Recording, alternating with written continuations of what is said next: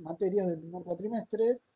Tenemos un equipo que tiene dos jefes de trabajos prácticos, que son Mariana Fernández Olivera y Analía Benítez, la profesora en historia, que es Claudia Zumbo, y este año se va a sumar una técnica en gestión cultural, también como auxiliar, que es Analía García.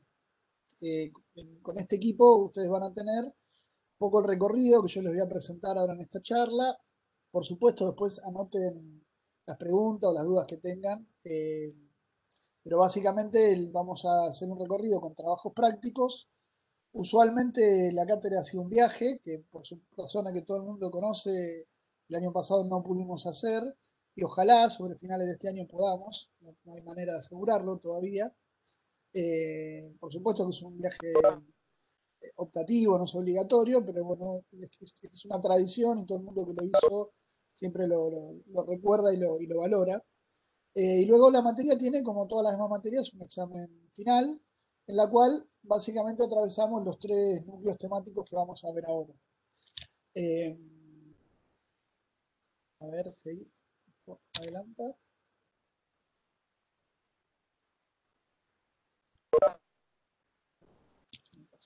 Está bien, ahí estamos. ¿Se ve esta línea de tiempo que armamos? A ver. Sí, se ve bien, Guillermo. Ahí se ve, sí, más o menos, me salta para adelante y para atrás. Bueno, eh, les cuento rápidamente, es decir, una materia que se llama Historia y Teoría del Arte y la Cultura podría ser de contenido infinito. ¿Cuál es el enfoque que nosotros le damos? ¿Cuál es el enfoque de la propuesta pedagógica? Está vinculado a que podamos interpretar que la historia, que comienza, se supone, digamos, la convención, dice que la historia inicia con la escritura, eso es simultáneo también con la ciudad, es decir, la historia también comienza con la ciudad, es decir, cuando no solamente el hombre pasa de ser ese, digamos, nómade a sedentario, sino que empieza a construir un dispositivo complejo como es la ciudad, que es polisémico, es decir, que está cargado de significados, que deja huella en el paso del tiempo y que además es polivocal, es decir, son muchos los autores de una ciudad.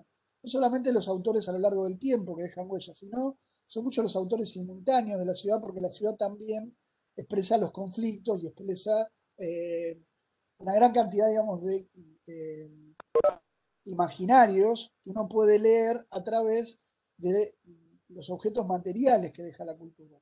Entonces, si uno podría hacer una línea de tiempo que va de la edad antigua, la edad media y la edad moderna, después vamos a hacer un foco más preciso en los últimos 200 años, digo, pero que más o menos del menos 900, del 1000 antes de Cristo, al más o menos el 1600 que inicia la edad moderna, uno tendría muchas cosas con las cuales podría historizar y teorizar la cultura. Nosotros vamos a ver lo que está en esos círculos amarillos, que son tres momentos. Un momento de la Edad Antigua, en el cual convergen la Grecia arcaica y se convierte en la Grecia clásica, que convive con la clasicidad grecorromana y que además avanza en Grecia hacia lo helenístico y en Roma avanza hacia el imperio. Ahí hay dos preguntas que nos interesa problematizar, que es cómo es y por qué cambian las ciudades, desde el punto de vista cultural. No estamos haciendo estrictamente un análisis urbano, sino entender la ciudad como el continente de una cultura, ¿no? Y como el representante en términos materiales de un conjunto de ideas que no son materiales. Entonces, de todos estos, digamos, posibles recortes, vamos a tomar uno con el cual trabajar, y que es esa convergencia de aquel momento de la clasicidad. Es decir, de la Edad Antigua nos interesa problematizar la ciudad clásica.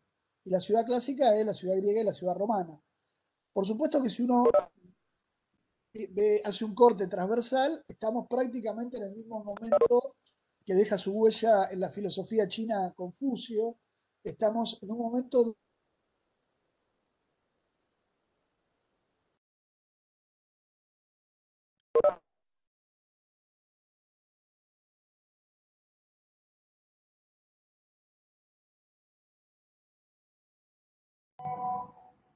Se congeló, me parece.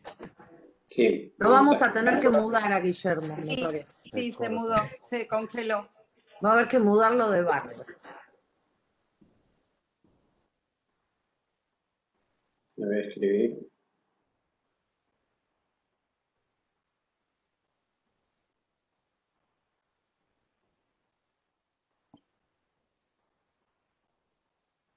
Vamos a la edad moderna, ¿no?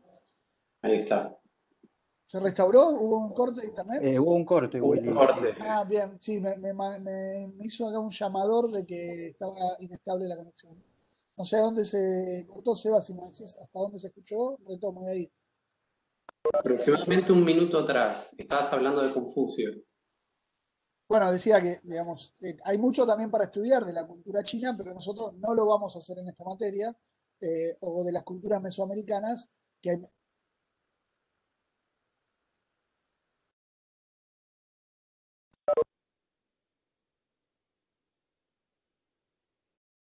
centrarnos en la antigüedad grecorromana. Eso va a Guille, ser, sí, se cortó de nuevo. de ¿Qué tal nuevo, si probás en bloquear el video? A ver a ver, si vamos a tratar, sí, a ver cómo hago para bloquear el video. ahí abajo de tener video. ¿Dónde lo hago? Tener video. Acá de tener video. Ahí está, detuve el video. Así estoy mejor. Hasta capaz que se escucha mejor. ¿Sí? Bueno, decíamos, ahí se escucha, ¿Seba? Sí, sí, sí, se escucha Bien, bien. entonces seguimos de ahí. Bueno, decíamos, la primera unidad tiene que ver con la antigüedad grecorromana. El segundo momento que vamos a ver es el paso de la alta a la baja Edad Media, que nuevamente nosotros podemos contextualizar que hay otras culturas interesantes en ese periodo histórico. Está Bizancio en su esplendor, está el Islam, en Mesoamérica están los mayas, en China, digamos, estamos también en otra dinastía, digamos, dentro de la secuencia de dinastía china, que también, digamos, son elementos con los cuales nosotros podríamos problematizar y estudiar la ciudad.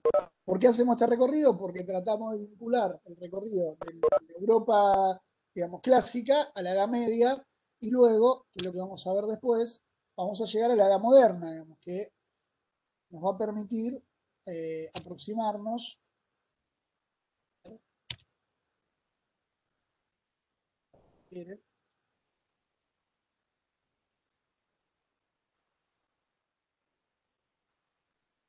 Nos va a permitir aproximarnos dentro de la modernidad a un periodo bastante más corto, digamos, como para poder concentrar.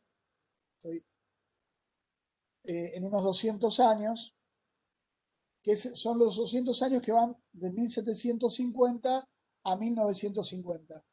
En esos 200 años vamos a encontrar buena parte de todos los problemas, de los ideales prácticos, de los problemas prácticos y los problemas ideales de la ciudad moderna.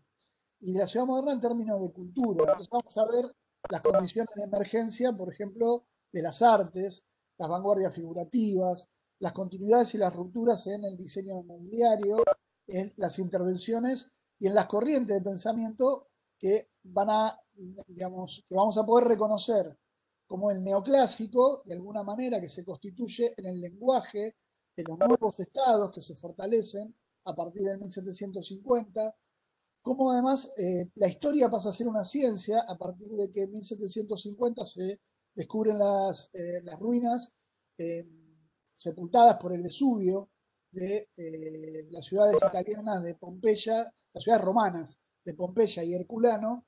La historia pasa a ser una ciencia, como la biología, como la medicina, y a partir de que la historia es una ciencia, por ejemplo, aparece un edificio que nunca había aparecido hasta ese momento en la historia, que es el museo. El museo luego se convierte también en un objeto de gestión cultural porque se constituyen audiencias, es un dispositivo didáctico, pero fundamentalmente es un dispositivo del lenguaje de una sociedad que legitima determinadas cuestiones y las prioriza por sobre otras, ¿no? Entonces, el neoclásico nos interesa como corriente de pensamiento, pero no lo vamos solamente a teorizar, sino que vamos a tratar de reconocer en la arquitectura neoclásica, en la pintura neoclásica, la escultura neoclásica, la música neoclásica y la literatura neoclásica, las huellas de cómo es y cómo cambia una determinada sociedad en un determinado momento. Y vamos a ver eso también, cómo es que eso convive con otra corriente que termina siendo contestataria del neoclásico, como es el romántico. Porque si el neoclásico es la búsqueda de la verdad a través de la convicción que la verdad está en lo perfecto y que la belleza es perfecta, el romántico opina lo contrario. El romántico busca la verdad en lo auténtico, aunque lo auténtico no sea bello y aunque además sea imperfecto. Porque el mundo que reconoce el romántico no solamente que es un mundo imperfecto, sino que es un mundo donde uno finalmente se muere. Y el neoclásico es un mundo donde uno finalmente sobrevive, digamos, como en esa idea, digamos, de que de lo eterno, ¿no? El neoclásico es lo eterno, el romántico es el héroe. Entonces vamos a ver cómo eso, digamos, convive y tensiona y permite ser reconocido en las estrategias de la arquitectura, del urbanismo y de todas las artes plásticas. Y vamos a ver cómo aparece como una convergencia de esas dos corrientes y una tensión que nunca termina de resolverlo, un movimiento que es el eclecticismo, que para nosotros es muy significativo porque es el movimiento predominante que deja huella en la Buenos Aires de la generación del 80 y fundamentalmente en Mar del Plata, ¿no? Cuando llegamos a estudiar casos y nos vamos aproximando a lo local, terminamos haciendo este recorrido de una primera unidad donde veíamos la antigüedad grecorromana, a ver digamos, la alta y la baja edad media en el medioevo y a terminar de ver la modernidad. Por supuesto, los casos típicos son París, nos interesa mucho, digamos, la huella que deja París, sobre todo por las intervenciones de Turgot y de el plan de reforma de París que se hace sobre 1880, que es la huella también de lo que va a hacer la generación del 80 en la Argentina. Y el eclecticismo como el diálogo también con la revolución industrial y el aporte ingenieril y los nuevos lenguajes. Ustedes piensen que buena parte de los puentes, de los edificios, de las estructuras y de la mecanización de la vida doméstica, aparece por ejemplo la silla mecanizada, digamos, todos esos nuevos objetos que surgen de la revolución industrial carecían de un lenguaje. Es muy interesante desde el punto de vista cultural, es cómo se construye un lenguaje a partir de los nuevos materiales y de las nuevas tecnologías y de los nuevos estándares de confort de la vida doméstica devenidos del uso de la máquina. Por supuesto, la de mayor huella es el ferrocarril, que atraviesa desde el territorio hasta el diseño de los bulones, ¿no? Pasando por las estaciones, por la butaca de ferrocarril, digamos, por una cantidad de procesos que generan y que afianzan la cultura. Y por otro lado, como aparece también, más del lado de lo romántico, las vanguardias figurativas, que son todas aquellas corrientes de ruptura que se plantean romper con la historia. Y fíjense lo interesante, digamos, de estudiar justamente este momento, porque desde lo tecnológico, de lo político, de lo social, desde la profunda producción artística que hay en ese momento, intelectual, digamos, es un momento muy interesante para entender todo este conflicto, porque es el momento para hacer la pregunta de decir, bueno, ¿cómo es y por qué cambia? ¿No? Una ciudad, ¿cómo es y por qué cambia una sociedad? Que en definitiva es lo que representa una ciudad.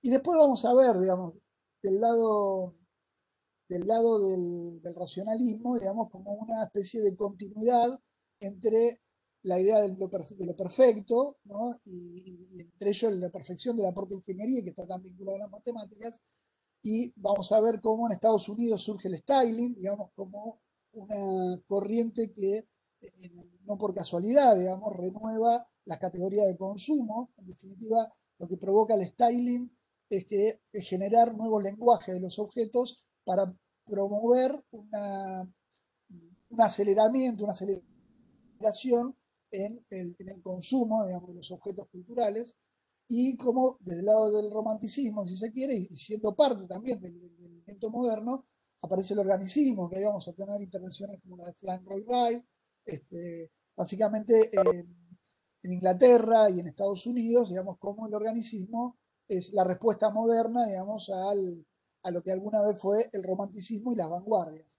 Es decir, entender, digamos, cómo todas estas corrientes de pensamiento se relacionan, nos permite leer los objetos que pueblan nuestras ciudades, los que nos generan identidad, los que generan valor y aporte patrimonial, digamos, a las ciudades, y que son los que dejan huella, y además son los que nos permiten explicar por qué una determinada cosa existió de una manera y por qué solo pudo ocurrir en ese momento. Si vemos ahí, tenemos la Torre Eiffel, y la Torre Eiffel ocurre en el momento que tiene que ocurrir. Si uno entiende, digamos, todo este sistema de relaciones, no pudo hacerse antes, y si se hubiera hecho después hubiera llegado tarde. Es decir, desde el punto de vista de lo que representa culturalmente, tiene que ver con todo este sistema de relaciones.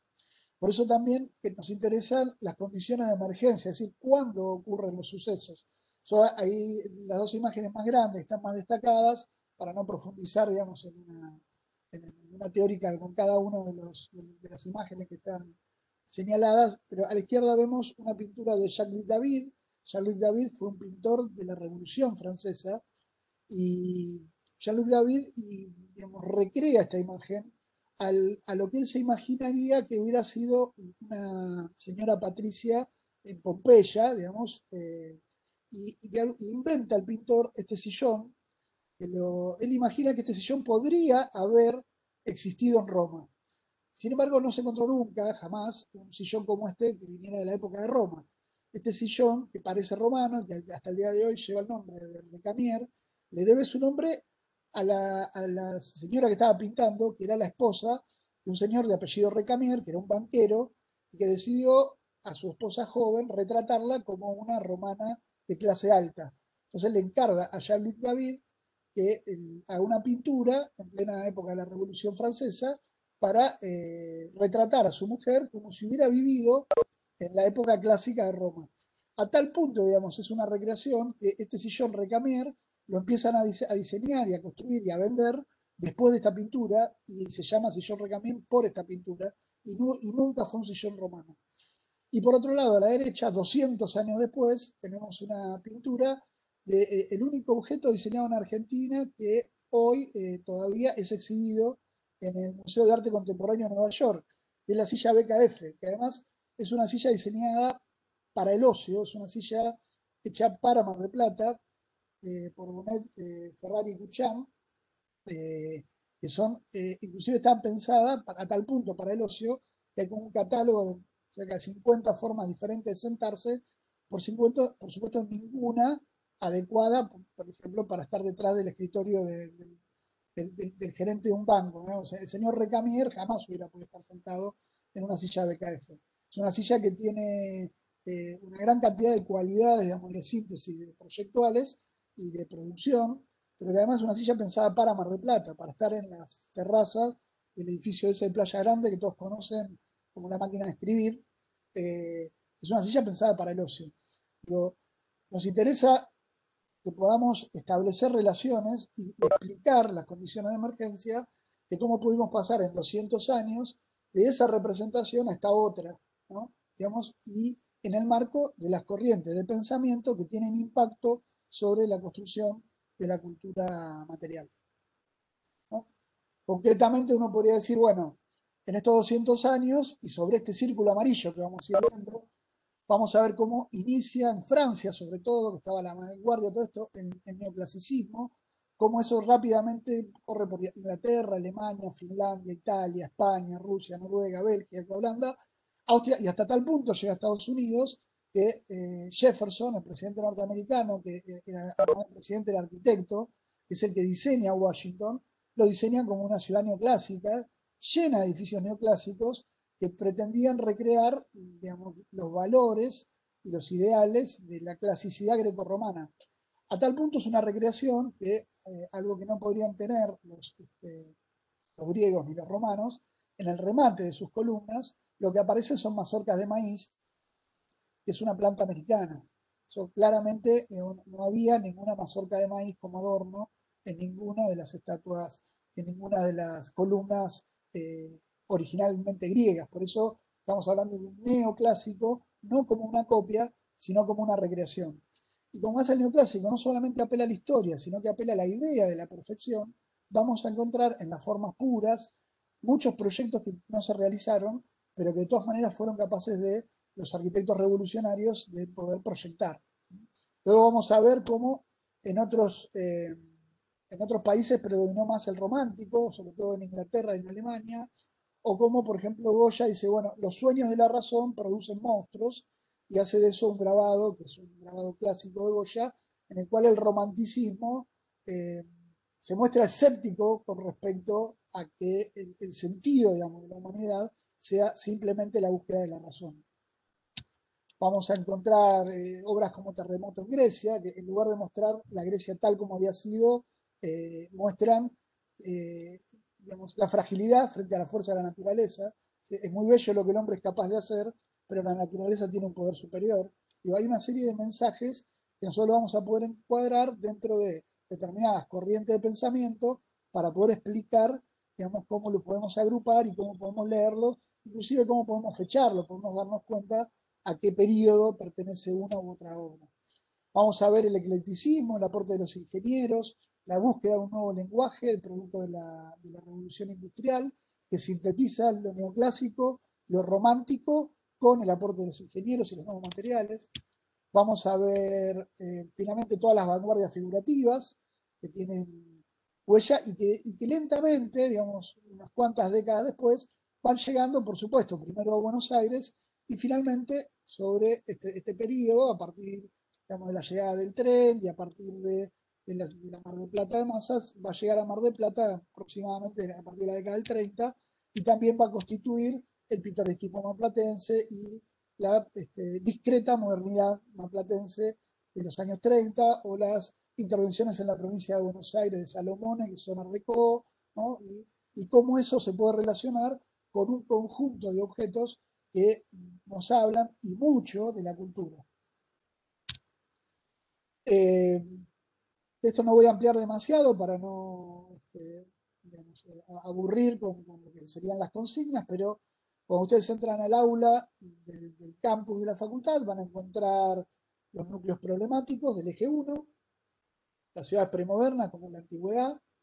Vamos a ver este tipo de problemas, nos vamos a plantear y vamos a hacer trabajos prácticos que exploren posibles respuestas, posibles explicaciones. Por supuesto que hay un apoyo bibliográfico y un trabajo de investigación de ustedes, de encontrar, bueno, buenos ejemplos que les permitan hablar de estos temas, ¿no?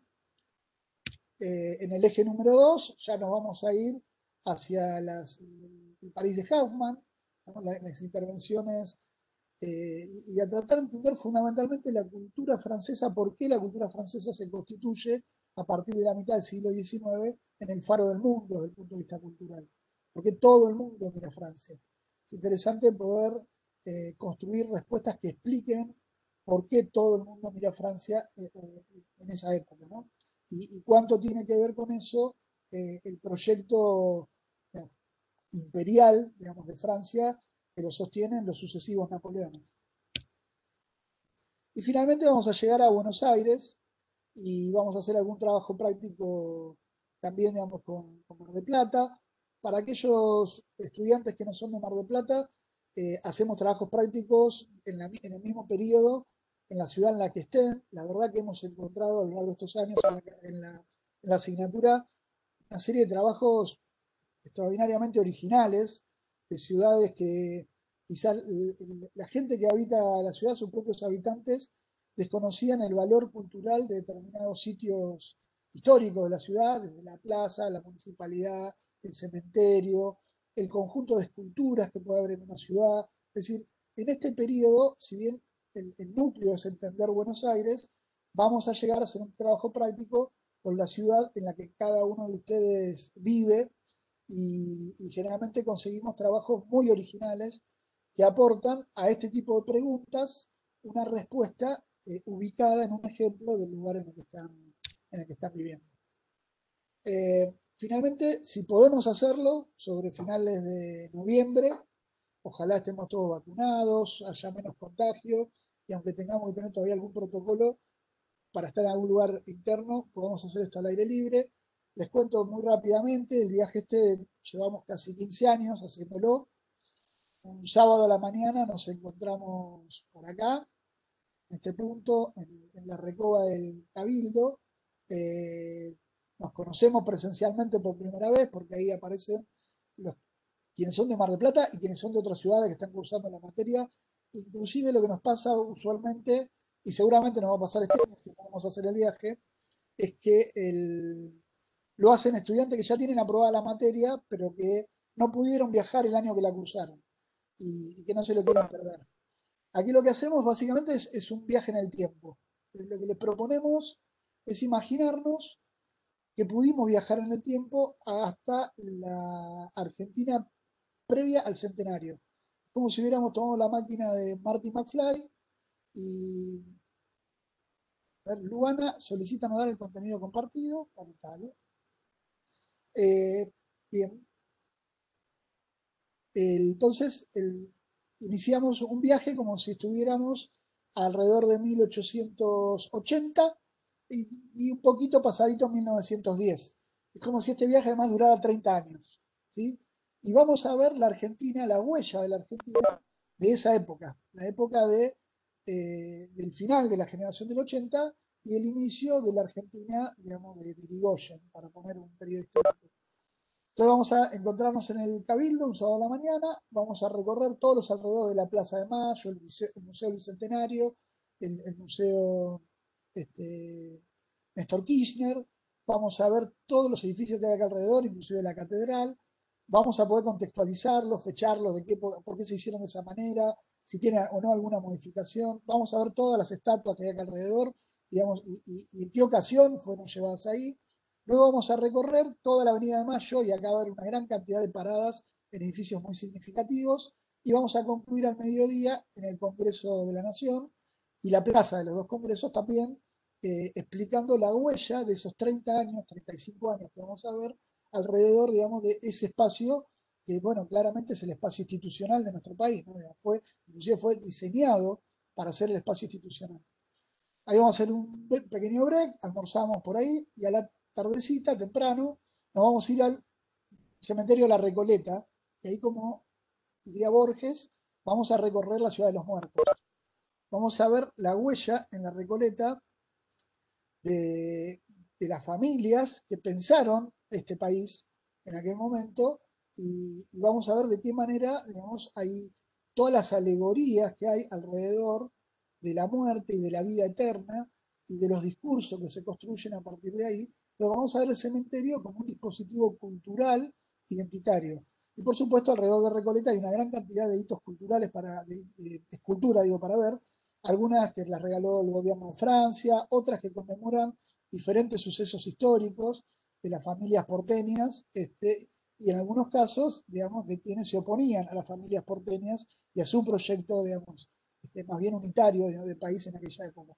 Pero vamos a ver también ese recorrido, vamos a ir al Museo Nacional de Bellas Artes y vamos a terminar en el Museo de Artes Decorativas.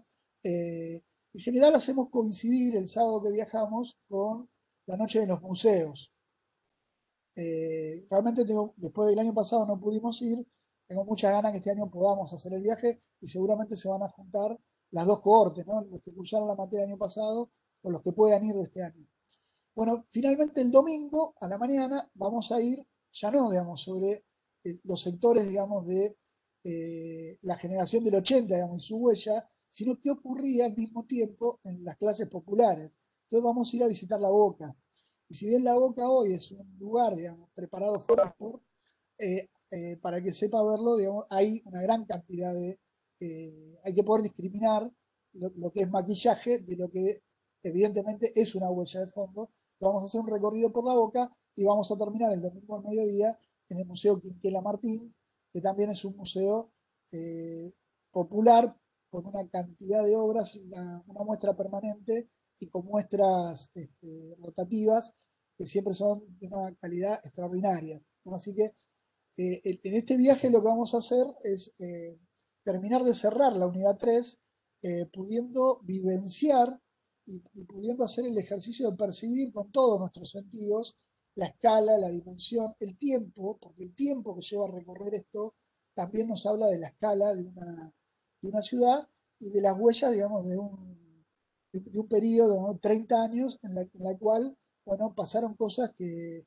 son importantes, digamos, de reconocer porque han dejado huella en el momento fundacional de la cultura. ¿Qué es lo que pretendemos un poco con estas tres unidades? A ver si cierro por acá. Con estas tres unidades, vamos a dejar de compartir. Ahí volvemos. Ahí estamos volviendo. ¿Qué es lo que pretendemos con esto? A ver si inicio el video y no se cuelga. ¿Qué es lo que pretendemos con estas tres unidades? Obviamente, les decía al principio que una materia se llama Historia y Teoría de la Cultura, podría ser de contenido infinito, podríamos estar años estudiando estas cosas, pero tenemos que hacer un recorte que nos permita en un cuatrimestre incorporar categorías de análisis, estimular un pensamiento crítico que se vincule con lo que nosotros podemos establecer como vinculaciones. Entonces hacemos esos tres parajes, esos tres puntos de encuentro para problematizar, porque lo que aspiramos que ustedes adquieran es una autonomía para poder realizar análisis complejos con respecto a lo que permite explicar las expresiones de la cultura. Por eso tampoco llegamos al tiempo contemporáneo, ¿sí? Digamos, hacemos las tres estaciones que, dado que el tiempo que tenemos es un cuatrimestre, nos permiten recorrer los problemas centrales de la ciudad como dispositivo cultural y que les permite a ustedes, como futuros gestores culturales, adquirir niveles de autonomía para poder generar una crítica. Es decir, una crítica que valore no solamente cuestión binaria, lo positivo y lo negativo, sino que permita explicar estas dos cuestiones centrales, que ya le adelanto ahora que es la pregunta del examen, cómo es y por qué cambia una ciudad. Entonces, describir cómo es con mayores niveles de precisión y de detalle y poder explicar por qué cambia. Por qué, digamos, en determinado momento se abrió la Avenida de Mayo, es una respuesta amplia. No es decir, bueno, no, un historiador diría, bueno, porque el decreto número tanto, o porque se sancionó la ley que la abría. Bueno, sí, pero desde el punto de vista cultural, ¿qué es lo que provocó que se generara esa necesidad que terminó legitimada en un proceso? Entonces, nosotros no estamos formando con esta materia ni arquitectos, ni urbanistas, ni historiadores. Estamos formando gestores culturales que pueden adquirir nuevas categorías de análisis para entender a la ciudad como el dispositivo más complejo de la cultura.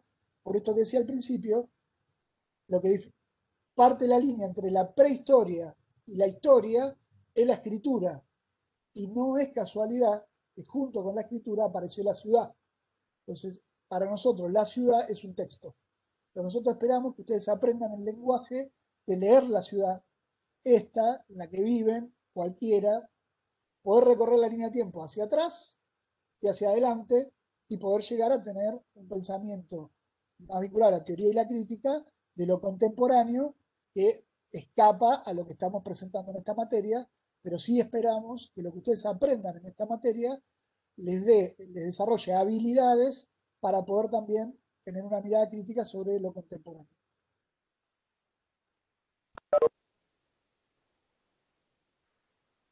Bien, eso es la manera que tengo para presentar la materia. Yo no sé si hay preguntas, a ver si hay comentarios en el chat. A ver. La estética victoriana no deja afuera, no, se ven todas las estéticas y todas las corrientes. La presentación que hice es una presentación sucinta para contarles de qué trata la materia, ¿no? Después, para cada tema hay unas teóricas de un par de horas y hay unos cuantos trabajos prácticos para hacer.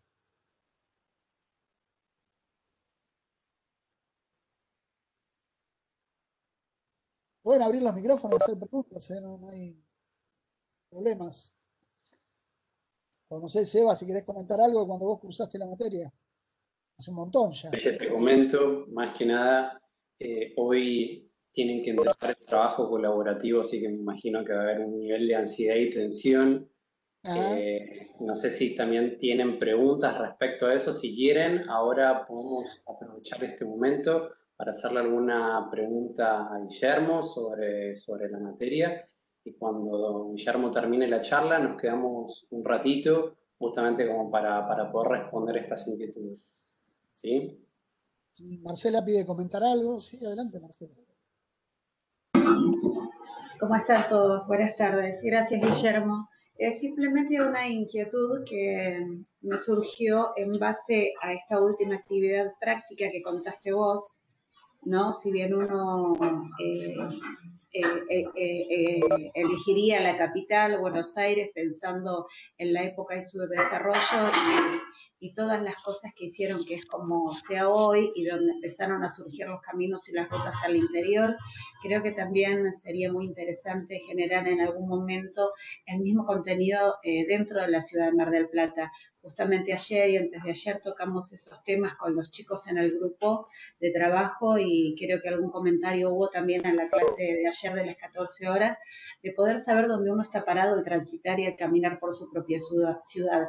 Creo que hay un poco una desconexión histórica, una desconexión un poquito entre los museos, hay lugares que han desaparecido que no están señalados. Sería muy, muy interesante poder hacer una recorrida como la que vos estás planteando, más allá, lógico, de la época en la que vos elegís, porque es donde surge la modernización de la ciudad, que sería en la capital, pero también sería interesante poder trasladarlo a Mar del Plata. Sí, a ver, tenemos armado un recorrido para Mar del Plata, de hecho lo hemos, ustedes saben, nuestra universidad suele ser anfitriona de Yo lo encuentros. conozco el recorrido, pero por eso creo que hay falta algún tipo de conexión quizá más ágil, un poquito más moderna y quizá más profunda. Tal vez para mí, que soy una fanática de mi ciudad y de estudiarla y de estar aprendiendo, de recorrer y ver y de buscar, quizá mucho más profundo de lo que es para la parte turística. Está bien que uno tiene que saber qué es lo que quiere mirar, ¿no? El turista mirará una cosa, el que busca otra cosa también lo podrá ver, Eso, pero no, por eso te contaba que, digo, no para el turista, digo, nuestra universidad, por ser una universidad que está en una ciudad turística, eh,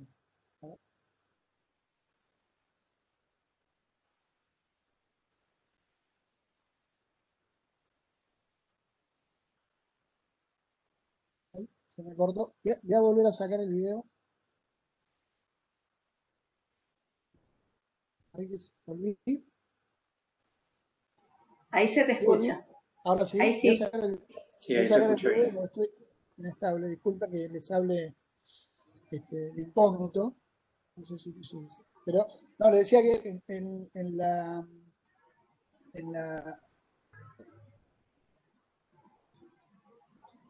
¿estamos? ¿Me escuchan? Sí, sí, perfecto. Ah, bien. En nuestra universidad, que suele ser anfitriona de congresos, hemos armado para varios encuentros internacionales, porque no es la mirada del turista, es la mirada de historiadores, la mirada Claro. una mirada más cultural de la ciudad, en la cual vamos a los sitios que no necesariamente están dentro del circuito turístico. Así que una posibilidad sería, tomando esta idea que planteas vos, es que si este año, cuando llegue noviembre, todavía hay dificultades para poder viajar, eh, no creo que haya dificultades para poder tener una actividad al aire libre en Mar del Plata, con lo cual podríamos organizarlo a modo de caminata por Mar del Plata. Así que te tomo la iniciativa como si no pudiéramos Me resolver lo encantó. de Buenos Me Aires, encantaría. hacerlo en Mar del Plata. Sí, Sí, sí. o por ahí hacemos las dos, O por hacemos ahí las dos. poder hacerla igual, sí. Sí, puede ser, te tomo la iniciativa porque es cierto, en Mar del Plata también podríamos hacer, por ahí hay menos lugares institucionalizados, pero han pasado sucesos históricos en algunos lugares Sí, sí, sí, sí, sí, sí. que vale la pena Sí. que no Y hay sepan que está ahí. algunos, y nombré esto que no sea para el turismo, porque hay muchos que han sido inventados, un poco por esta cuestión romántica, otro poco por la cuestión publicitaria, y generalmente es los que primeros, los hechos o las imágenes que primero se visibilizan en Mar del Plata, y hasta el mismo Mar del Platense se la fue apropiando con el correr del tiempo. Y creo que hay mucho más por debajo de eso, mucha más belleza y mucha más historia para contar y cosas que realmente han sido significativas. Sí, además yo les cuento un ejemplo de qué tipo de cosas son las que tratamos de comprender, porque las tenemos a la mano, a la vista, y, no todo, y cuando uno la descubre se da cuenta que es obvio, pero no es tan obvio hasta que compartimos el momento de reflexionar. Por ejemplo, el nombre de las calles. El nombre de nuestras calles tiene que ver justamente con el proyecto de la generación del 80. La estrategia para nombrar las calles en las ciudades creadas como Mar del Plata, alrededor de 1876, 1874, digo, pero, eh, es que en un sentido las calles tenían nombre de las provincias y en el otro sentido el nombre de los próceres que había fabricado la historiografía de Mitre. Entonces nunca hay una esquina San Martín y Belgrano, ni nunca hay una esquina Buenos Aires y San Juan. ¿Está bien? Sí. Y, bueno, eso que parece tan sencillo, cuando lo empezamos a traducir a Mar del Plata, hay que empezar a agregarle los accidentes geográficos de Mar del Plata y los accidentes políticos de Mar del Plata, porque la calle San Juan era donde estaba la municipalidad. Entonces, con el golpe de Estado del 30 deciden homenajear a Uriburu y corren la calle San Juan, a donde está ahora, y ahí homenajean a Uriburu. Cuando se restaura la democracia, dice, qué barbaridad, homenajeemos al presidente derrocado, y le ponen Irigoyen. Bueno, ese tipo de situaciones son muy interesantes para comprenderlo, porque también la vinculación de la cultura con la política en términos de construcción de significado. A nosotros no nos interesa en esta materia convertirnos en historiadores, ni vamos a hacer un juicio de cada uno de los procesos políticos por lo que pasó el país. Pero es interesante entender por qué San Juan quedó donde quedó, o Mendoza quedó donde quedó. Así es, sería lindo también que pudiese haber una señalización en la Diagonal Alberdi, en el antiguo Arroyo Las Chacras, donde estaba el Saladero, donde estaba la Fonda del Huevo, que fue uno de los principales puntos socioculturales de Mar del Plata, y bueno, y esos lugares que quizá no están, y la gente pasa cotidianamente y no sabe por dónde está pasando, ¿no? Que fue realmente uno de los lugares que nos dieron el origen de lo que somos, pero nada, creo que pasa en todos lados y son muchos detalles y muchas cosas, pero sería lindo poder disfrutarlas de ellas a diario y que la gente las conozca. Bueno, por ahí este año hacemos alguna cosita nueva, que aparte a nosotros también nos entretiene, entonces, digamos, que todos los años sean diferentes. Para nosotros que hace muchos años que estamos dictando la materia, nos permite, digamos, renovar el entusiasmo, ¿no? Además de estar felices de recibirlos y de lo que nos gusta, digamos, trabajar estos temas. Está bueno que todos los años podamos hacer alguna cosita nueva, distinta, así que tomo la iniciativa con mucho entusiasmo. Gracias. No sé si hay alguna pregunta más, Seba, si no, vos decís que los despido para que puedan seguir trabajando en las obligaciones. Si no hay ninguna consulta que le quieran hacer a Guillermo, aprovechen este momento que lo tienen acá. Si no, seguimos ahí con las consultas sobre el trabajo colaborativo. Igual acá estoy viendo en el chat que Florencia pregunta si va a tener disponible el material, la bibliografía de cada materia mientras se espera el arranque de cursada. Las aulas se van a habilitar una vez que se puedan inscribir a las materias. Así que yo calculo que si inicia el 19 lo van a tener habilitado unos días antes, pero no antes que eso. Y la bibliografía está toda en cada aula, está la bibliografía de cada materia, está entera. Se pueden bajar lo que necesiten. De todas maneras, la bibliografía, lo digo para todas las materias, no solo para la mía, es una bibliografía básica y orientativa, pero no es restrictiva. Sobre los temas que nosotros vamos a tratar, yo casi diría que la bibliografía es infinita. Lo que hay que verificar es que sea una buena fuente, porque además también podemos confrontar qué dijo un autor y otro, porque además son temas, sobre todo los de los periodos más antiguos, son temas que fueron estudiados en distintas épocas y la manera de valorarlos también varió. Entonces, depende, digamos, qué tipo de preguntas son sobre las que estamos trabajando como problema, vamos a requerir una bibliografía más amplia que la que da la materia. Y por supuesto que es válida.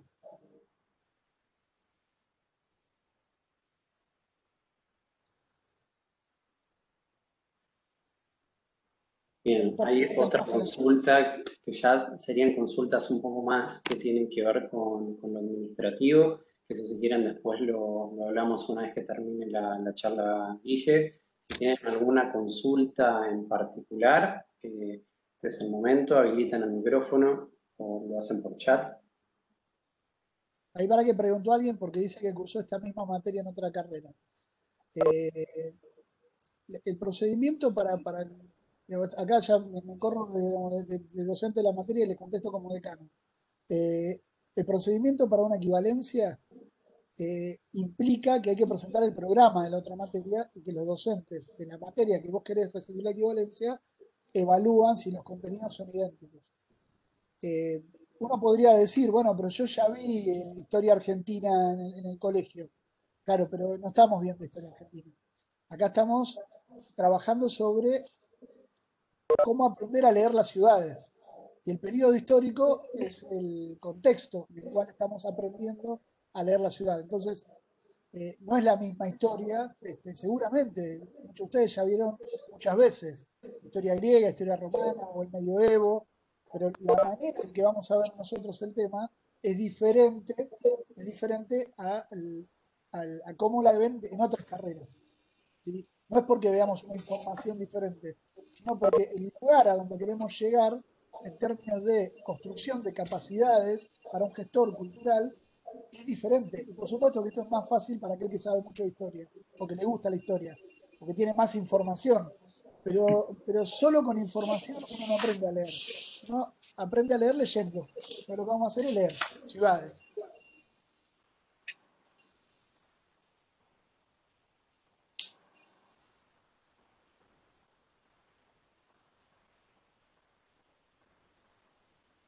Bueno, vamos, ahí se va. Bueno, Guille, muchísimas A ver gracias. si pongo el video por lo menos para despedirme con una imagen ahí. Bueno, éxitos con lo que queda en curso.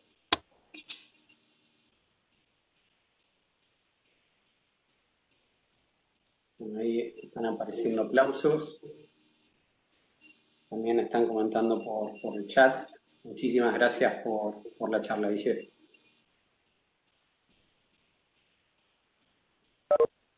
Bueno,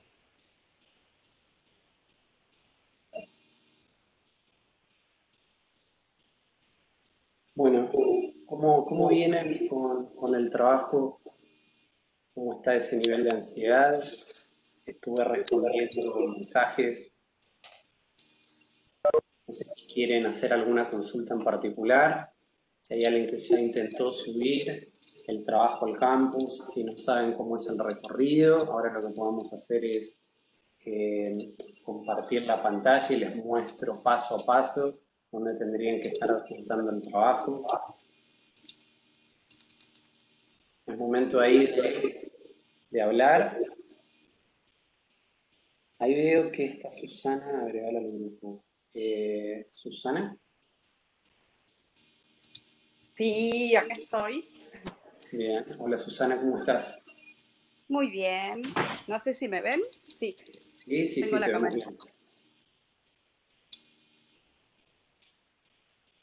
Sí, Susana, ya estuvimos hablando hoy por mensaje. Justamente lo que va a hacer es estar participando de este periodo del curso, pero ella ya había realizado la inscripción, por lo tanto no es obligatorio que tenga que realizar el curso.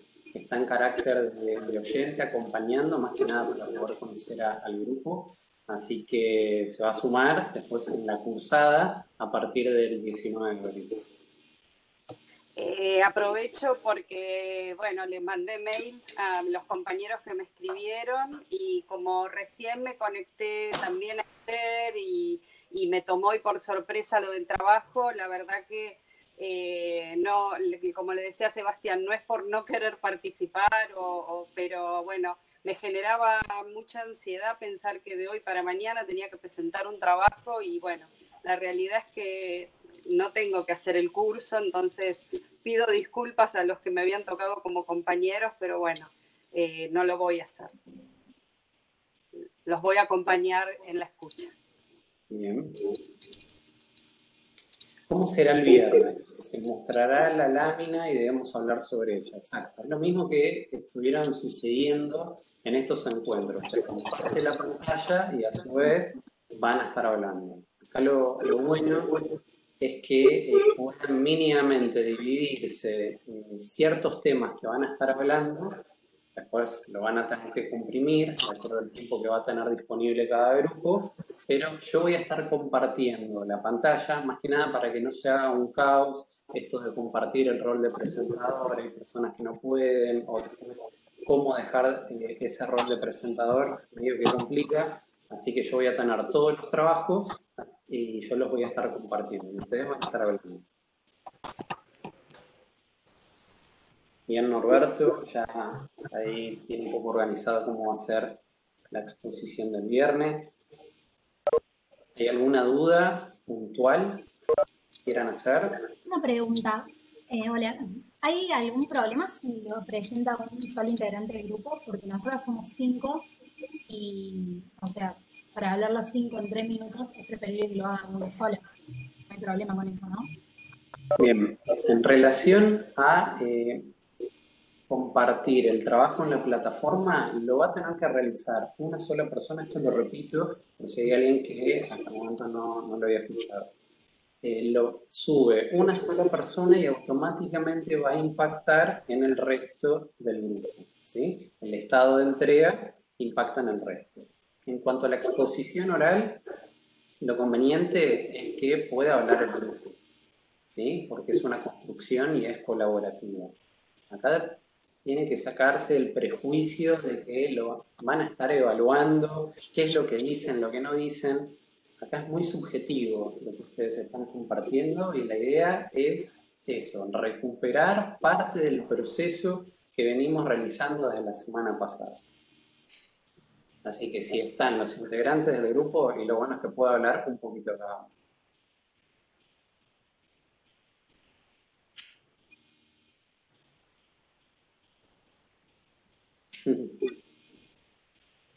¿Alguna otra duda? ¿Nada? Bueno, nos vemos mañana a las 14.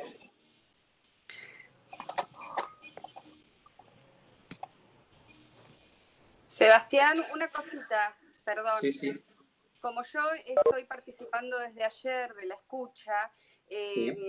los videos que tienen que ver con la semana pasada, que ya vi que están subidos, tienen que ver cómo utilizar, porque te imaginas que yo con mi edad y el tiempo que pasó, imagínate que nosotros entregábamos los trabajos llevándolos escritos al CREAP, o sea que es un mundo Sí. Totalmente diferente. Completamente diferente. Mira, lo que te recomiendo es lo siguiente. Chequea que hay una de las pestañas que dice Sí. recursero. ¿Sí? Ajá. Vas a encontrar la pestaña que dice semana 1, pestaña que dice semana 2, Sí. va a haber otra que es comisiones de trabajo, y hay una que es recursero. Ingresa en recursero, que lo que te va a dar es herramientas cómo utilizar la plataforma Moodle, cómo utilizar Cisco Webex, algunas aplicaciones, técnicas de estudio, ¿sí? Es información Perfecto. general. No obstante, Sí, el viernes, para el día viernes lo que voy a hacer, voy a armar un documento con información, no solo de apoyo y de acompañamiento a los recursos tecnológicos desde la Facultad de Arquitectura, sino también desde la universidad, desde el CIED, desde el Sistema de Educación a Distancia, ¿sí? Entre los dos, ahí cada uno después va a elegir. Me gustó mucho más el del CIED, tomo el del CIED, me gusta el de la facultad. La idea es eso, que puedan tener tutoriales o aplicaciones que puedan facilitar esto, el vínculo con la tecnología. buenísimo, gracias. Es lo que más necesitaba. Bien. Bien, el mail es a través de la plataforma. Si bien yo compartí el mío, lo bueno es que empiecen ahí como a quitar esos vicios, porque el vínculo con cada una de las cátedras, con sus compañeros, lo van a tener que hacer a través del Moodle.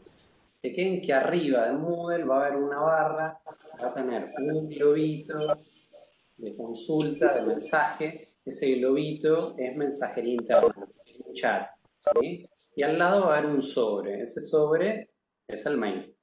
Ahí van a tener lo que es el buzón de entrada y al lado redactar. Empiecen a utilizar la plataforma, porque va a ser el vínculo que ustedes van a tener con sus compañeros, sus compañeras, con las cátedras, ¿sí?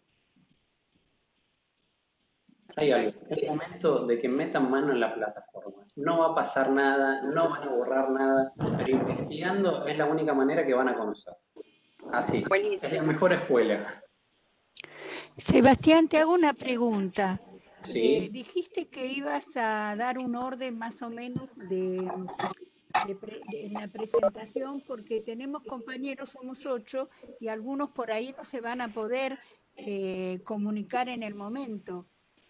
En caso de que fuera así, ¿los podemos tener grabados y poner un audio No, de yo lo ellos que que están recomiendo, participando? Porque nosotros nos encontrábamos a la noche y hicimos todos juntos. bien, yo lo que recomiendo es lo siguiente: las personas que no pueden, por una situación en particular, por trabajo, que ese día no se conecten. Ya me estuvieron consultando si podía dar algún certificado para poder justificar en el trabajo. La verdad que no es un final y tampoco es un parcial. En esta instancia, al ser un trabajo que es colaborativo, las personas que puedan asistir al encuentro de las 14 horas defienden las 2 infografías. Las personas que no pueden, bueno, ya está, trabajaron durante el proceso, pero no pueden exponer. Así que eso vayan hablando de manera interna en el grupo, a ver quién podría y quién no. Y también eso, tener como una cuestión más vinculada al compañerismo. El que no puede por una situación X, ya está. ¿Sí? Claro. Dale, gracias. No, por nada. Sebastián. Los turnos no los voy a manejar yo, sino que van a estar de acuerdo al orden que hayan enviado el trabajo, ¿sí? O sea, el grupo que envió hoy a la 1 de la mañana va a ser el grupo que va a comenzar con la exposición, así consecutivamente a lo largo del día. Para el día viernes yo voy a armar este listado, la persona que se va a encargar de habilitar a los grupos a que puedan hablar va a saber cuál va a ser el orden, ¿sí? Vamos a tener 2 personas, una que va a chequear el orden para exponer y otra que va a chequear que no se pasen de los minutos establecidos. Así que lo importante es que, no sé, son 4 personas que van a exponer, que la primera no se lleve 7 minutos porque se siguió hablando y que después queden 3 minutos para el resto. Vayan ahí como generando un equilibrio, ¿sí? Perdón, yo te quería decir, porque me parece que la pregunta apunta a que ayer creo que fue que comentaste que a lo mejor mañana jueves dabas un listado de acuerdo al orden para que nos organicemos para ver los que podían y no podían, porque no sabemos a qué hora nos toca. O sea, no todo el mundo tiene la disponibilidad de varias horas o 2 horas o no sé. Entonces, creo que habías dicho algo así, que por ahí mañana Sí. pasabas un listado más o menos del orden como para tener una idea. Se los podría compartir recién a última hora porque hay grupos que recién van a entregar mañana, que son las personas que se sumaron al curso de ingreso en el día de ayer, por lo tanto tuvieron una contemplación especial y tienen que entregar máximo el jueves al mediodía. Sí, es cierto. Yo el jueves a la tarde-noche, a ver, ¿de qué manera podemos generar un vínculo? ¿Quieren que mandás un mail a los grupos y total creo que casi todos están en WhatsApp los minigrupos. Me parece que por ahí si alguien lo mira, digo, no sé. Bien. O te complicamos la vida. Si te complicamos la vida, no. O sea, ya está, vemos. Hagamos lo siguiente, si no yo se los envío en el grupo que ustedes tienen en WhatsApp. La verdad que yo ingresé la primera vez, nunca más ingresé porque me parece que es un espacio propio y no está bueno, que no sé, que pueda condicionar, pero si les parece, yo subo ahí un documento en el cual figure ahí cuál va a ser el orden, y si hay alguien que no está en el grupo, el mismo grupo comparte y avisa. Perfecto, genial. ¿Sí? Sí. Perdón, Sebastián, y a todos. Yo me retiro. Gracias. Los veo. Está bien, no hay problema.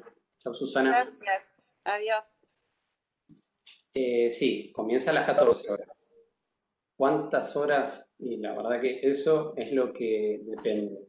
Si vamos a tener muchas presentaciones, vamos a tener que bajar el tiempo por cada presentación, porque si no podemos estar hasta las 10 de la noche, ¿sí? En vez de 15 pasarán a 10 o pasarán a 7 o a 5, ¿sí? Lo vamos a ver una vez que lleguen todos los trabajos, ahí más o menos voy a sacar un promedio. La idea es que podamos seguir manteniendo la misma franja horaria. de 14 a 18 horas. Si en esta semana no tuvimos las actividades prácticas, fue solo la clase 0, pero la idea es como manejarnos ahí entre ese rango.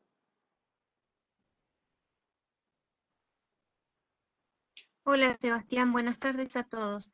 ¿La exposición era de 15 minutos por grupo? Entendí Era lo que eso. recién estaba comentando, que Sí, depende de la cantidad de trabajos. Si hay muchos trabajos, Sí. vamos a tener que bajar un poco la cantidad de minutos porque si no puede llegar a ser eterna la exposición. La idea es que todos puedan compartir y puedan hablar, pero bueno, depende de la cantidad de trabajos. Por eso Y si mañana, expone... cuando pongo el orden de exposición, ahí más o menos voy a calcular y les voy a compartir cuántos minutos podrían llegar a ser estimativamente. Claro. Y si es uno solo y son 15 minutos, es para una sola persona los 15 minutos. Exacto. Bien, Ahí gracias. preguntan cómo se suben los PowerPoint. Bárbara, no sé qué PowerPoint estás haciendo referencia. Si son los PowerPoint de la clase 0, se van a subir directamente al aula. ¿Sí? En semana 2, ahí va a estar el video con el PowerPoint correspondiente. ¿Alguna otra consulta? ¿Alguna otra duda? Hola Sebas, ¿cómo andas? Yo no tengo ¿Cómo ninguna estás? duda, ninguna consulta, pero bien, vos. Vi ahí que en el grupo de chat pusieron que no sabían cómo subir los PDFs. Como recomendación, no se pueden subir archivos tan pesados, entonces pueden usar la página I Love PDF y convertir las 3 imágenes, o sea, la presentación, la lámina 1, la lámina 2, las 3 en un solo PDF y ahí cargarlo, porque si no le va a costar mucho, más que todo el mundo está subiendo simultáneamente en la página. Exacto, muy buena sugerencia. Yo ahora voy a compartir acá la página en el chat.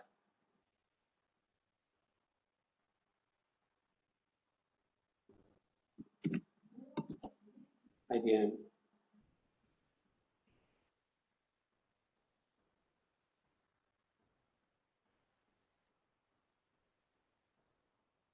¿Estamos?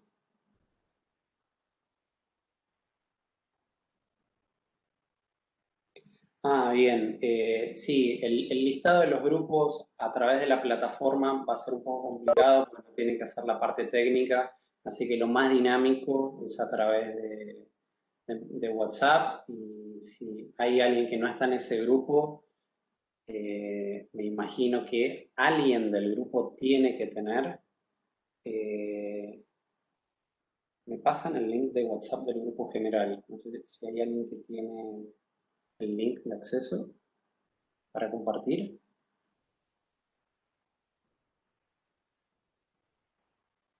Si no, compartí tu número y que alguien te pueda agregar. Esa sería la otra posibilidad.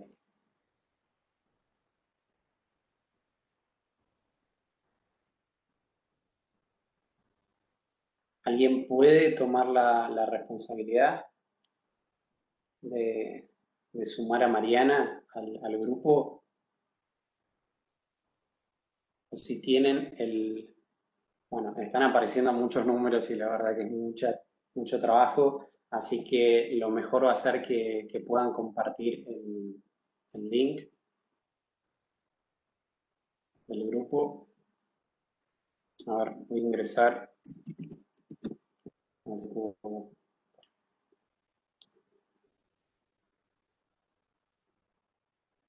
Si alguien está haciendo una pregunta, puede habilitar el micrófono porque justo no estoy mirando el campo. Estoy tratando por el WhatsApp web de subirlo, pero no lo encuentro. Espera.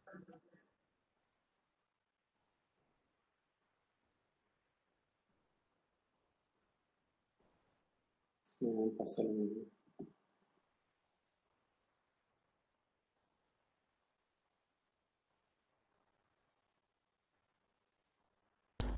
Ahí tengo el link, o sea, ya pasó. Buenísimo. Por favor, copien el link.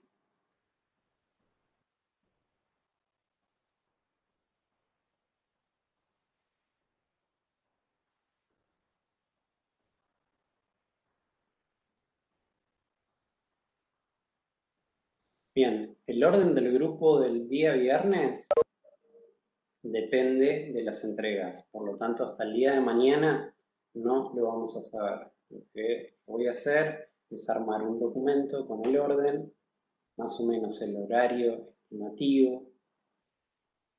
Ahí está el link en el chat. Por favor, copien eso, que eso les va a permitir el alta en el grupo.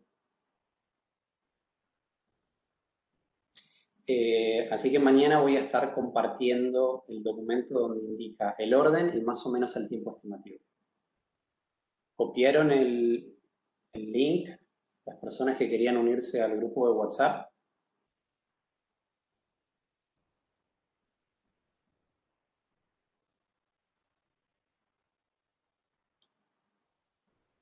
¿Tienen alguna otra duda, consulta?